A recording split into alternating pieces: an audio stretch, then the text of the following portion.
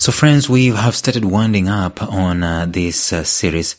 In this series, our discussion has always been about selflessness. We've learned quite a bit about selflessness, that it is a seed within us. It is potential within us, but it is something that has got to be cultivated.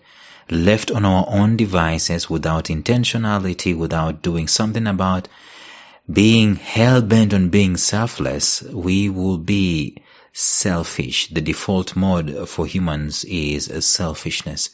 And yet there is a deep potential, a seed for selflessness within us. And what we've been discussing of late in the past 3 or so episodes has been how exactly can we start cultivating selflessness into our lives. And today will be another episode that will mark that and will help us to draw closer to becoming selfless. You want to stay tuned to this one.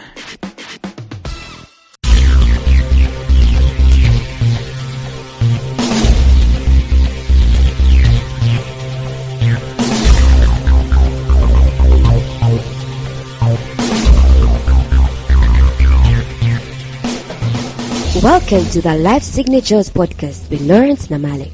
Lawrence is a life coach, author, and keynote speaker who loves to tackle different topics on purpose, productivity, and resilience. His mission in life is to awaken all your boundless possibilities available in you. Life Signatures podcast is dedicated to bring to reality every single person who knows that deep down in their gut, there's got to be more to life than this. And now, here is your host, Lawrence Namale.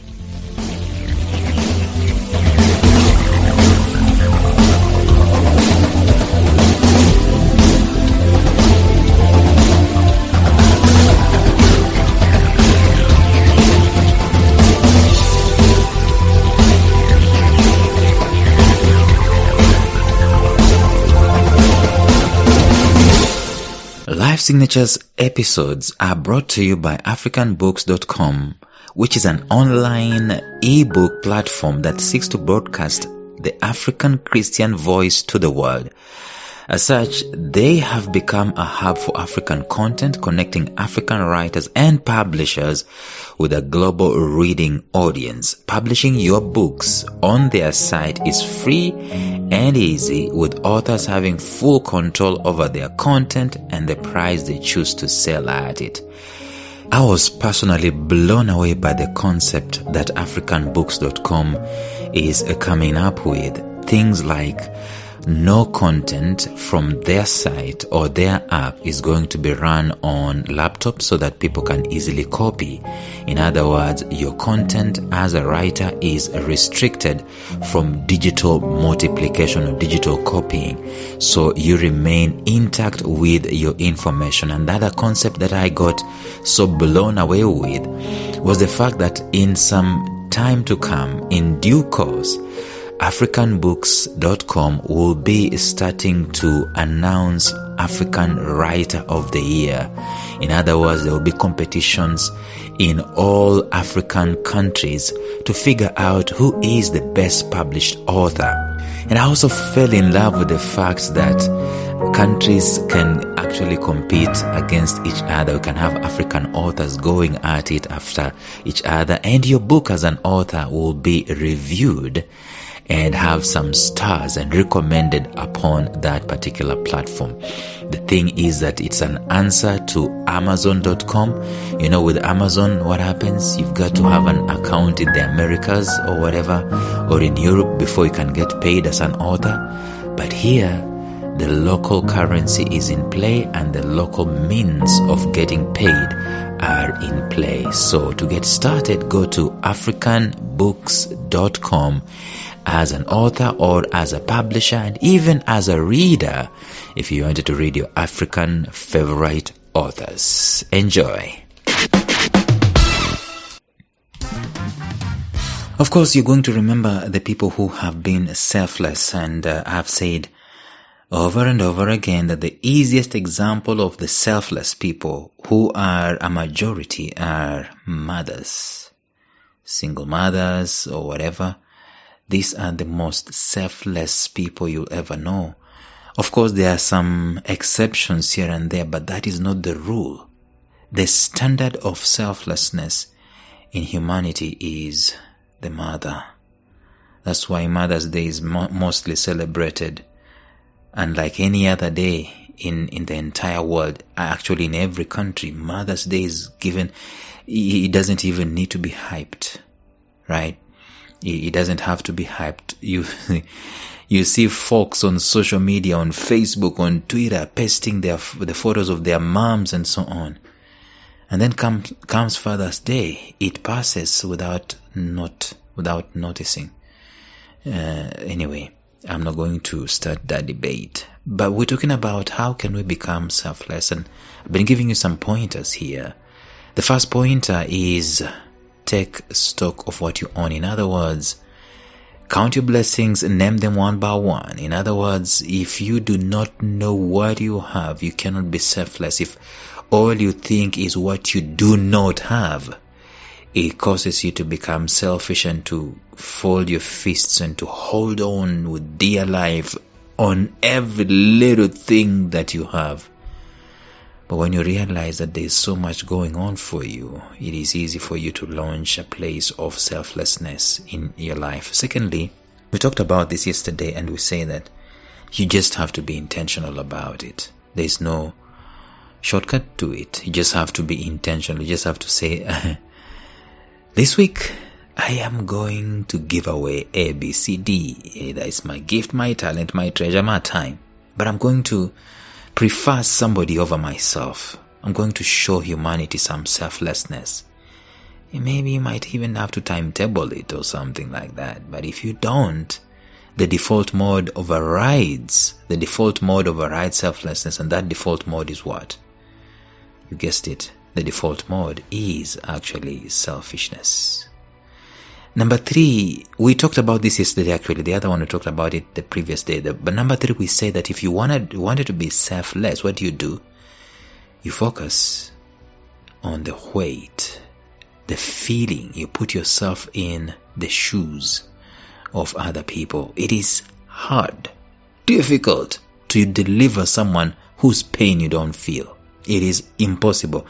You will not find a deliverer who is not touched by the feelings of the infirmities, the feelings of the pain and the despondency and the heartache of the ones that he wants to deliver. The only person who can soothe a broken heart is one who has been deeply heartbroken. So focus, at least try to imagine and walk in the shoes of the people who need help. That is what we discussed yesterday. Today, let's talk about this number 4. If you wanted to draw closer to the spirit of selflessness, what do? You champion honesty. Okay, I know that sounds a bit interesting, but let me explain. Selfishness is the breeding ground for dishonesty. Pause and think about that for a minute. Where there is selfishness or where there is dishonesty, almost always you will find selfishness. Almost always. Where there is selfishness, where there is dishonesty, you'll find selfishness in the vicinity or smack in the middle, in the nucleus of it.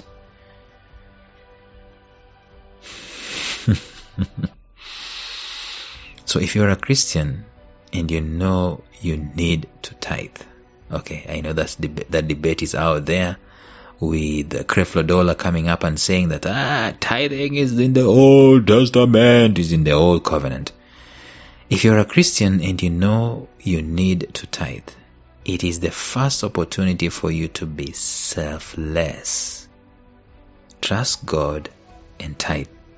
Trust God and give an offering. Don't cheat on your customers by giving them substandard work or products for high price. That is selfishness. Don't steal a single cent from anyone. If it does not belong to you, it ain't yours. Don't take it. Don't own it unless you've earned it. Every time you want to own something that that cost you nothing. You want to own something that you didn't earn. And even if it is bequeathed to you, you've earned it somehow through a relationship or through a recognition or something of that nature. But if you are taking something that you did not earn, and I'm not talking about dishonest way of earning, sticking a gun on someone's face so that you can earn whatever it is that they earned by blood, sweat, and tears. It is not going to help you in any way. It is selfishness. It is dishonesty. Don't own it unless you've earned it. This should actually be the first step towards a life of selflessness. Pay the dues for whatever you need to have in your life. Be honest with your life.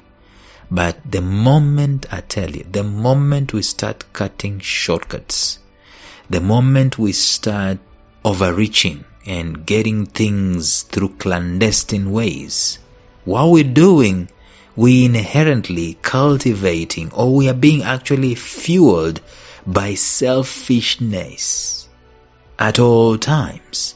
So we are selfish about this, and we are selfish about that, and we are dishonest because we are selfish, and we are selfish because we are dishonest. So number 4, if you wanted to be a selfless human being, take the high road of honesty, truthfulness, trustworthiness, trust itself, faith itself, and faithfulness. These are not easy things. These are not automatic things. These are things that we've got to practice. We've got to cultivate in our lives. We've got to cultivate honesty. If you are honest, you are cultivating or making your heart and your life to be absolutely fertile to a life of selflessness.